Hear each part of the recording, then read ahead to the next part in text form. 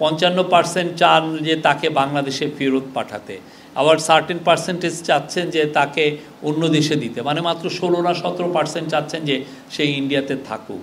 আমরা মনে করি এখন বাংলাদেশে ফ্রিডম অফ প্রেস বা জার্নালিস্টরা যে ফ্রিডমটা এনজয় করছেন, এটা গত 53 ইয়ার্সে আমাদের 1971 সালে আমাদের স্বাধীনতার পরে এত বেশি এত ফ্রিডম কোনোদিন কেউ এনজয় করেননি। আমাদের মূল লক্ষ্য তাকে বাংলাদেশে এনে তাকে বিচার করা। এবং আপনারা জানেন কিছুদিন আগে ইউনাইটেড নেশনসের যে হিউম্যান রাইটস অফিসের যে রিপোর্ট হয়েছে তাতে স্পষ্ট কী ধরনের ক্রাইম উনি করেছেন। তো উনি ওরা যেটা বলেছে যে তাকে অ্যাকিউজ করা হচ্ছে যে উনি ক্রাইমস এগেনস্ট হিউম্যানিটি করেছেন। এটা কিন্তু খুবই বড় ভয়ঙ্কর রকমের একটা ক্রাইম, আপনি মানবতার বিরুদ্ধে আপনি ক্রাইম করেছেন। তো সেই এখন যেটা হয়েছে যে ইউএন রিপোর্টের পরে এবং কিছু কিছু হিউম্যান রাইটস গ্রুপের রিপোর্টের পরে প্রচুর প্রেশার তৈরি হচ্ছে, এবং এই প্রেশারের একটা আপনারা ইন্ডিকেশন দেখেছেন যে একটা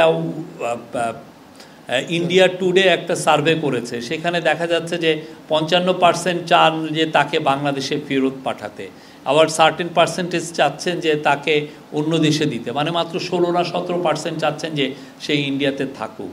এখন তার যে ইমেজ, তার যে উনি যে 15-16 বছরে কি ব্রুটাল একটা ডিকটেটরশিপ চালিয়েছেন, এটা কিন্তু পুরো স্পষ্টভাবে এসছে সেই 127 পাতার যে ইউএনের যে রিপোর্টটায়।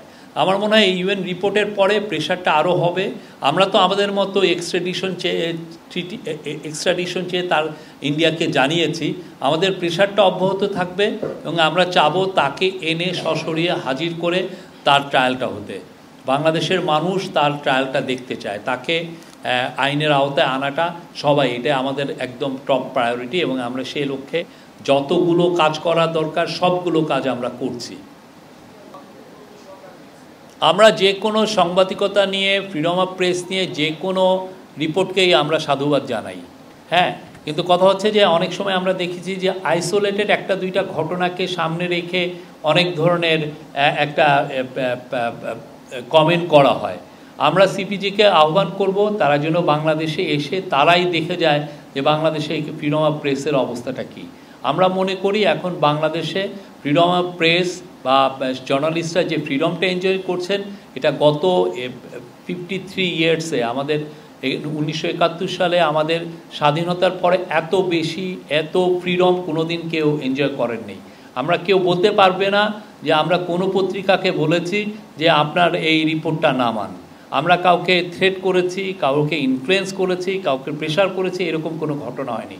আর বাইরে যেটা হয়েছে যে দুই একটা আইসোলেটেড ইনসিডেন্টে সাংবাদিকরা কিছু কিছু ক্ষেত্রে অ্যাটাকের শিকার হয়েছেন, সেটার বিষয়ে আমরা পুলিশকে দিয়ে তদন্ত করিয়েছি। কিছু কিছু ক্ষেত্রে আমরা দেখছি যে সাংবাদিকরাও কমপ্লেন লজ করতে চান না। আমাদেরকে একটা সাংবাদিকদের একটা প্রতিষ্ঠান আমাদেরকে কয়েকটা কেস বলেছিল, আমরা সাথে সাথে তাদেরকে জানিয়েছি, পুলিশকে জানিয়েছি যে এই কয়েকটা কেসের কথা হয়েছে, এবং আমরা পুলিশ বলেছে যে সেক্ষেত্রে যখন তারা সাংবাদিকদের সাথে কথা বলেছে অনেক ক্ষেত্রে সাংবাদিকরাই কমপ্লেন লজ করেননি।